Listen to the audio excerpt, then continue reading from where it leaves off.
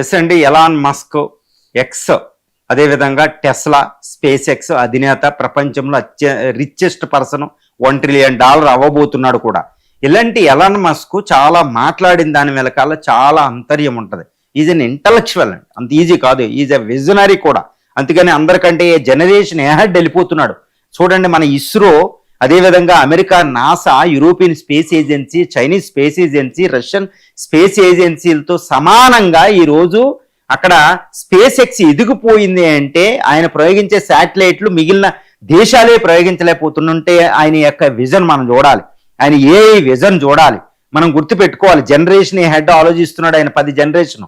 ఇప్పుడు ఆయన నోటులోంచి వచ్చింది ఏంటి అంటే చాలా వణుకు తెప్పించే ఒక విషయం ఏంటంటే, వచ్చే 5 నుండి 10 సంవత్సరాల్లో ప్రపంచంలో అణుయుద్ధం ముప్పు తప్పదు, అణుయుద్ధం వస్తుంది అని ఆయన నోట్లో మాట్లాడేటప్పటికి ఈ రోజు వణుకండి. ఎందుకంటే అణుయుద్ధం అనేది మనకు అందరికీ తెలుసు.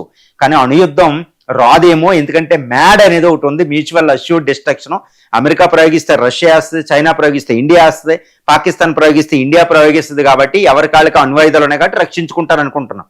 కానీ ఈయన చెప్పేది ఏంటంటే, ఎన్ని అణ్వాయుధాలు తయారు చేసుకున్నా అణుయుద్ధం వస్తుంది, ఇటు ఉత్తర కొరియా ఇలా ఏ దేశం నుంచి అయినా రావచ్చు అనేది ఆయన చెప్తున్నారు. దాంతోపాటు ఆయన ఇంకొక డేంజరస్ వార్నింగ్ ఇచ్చారు.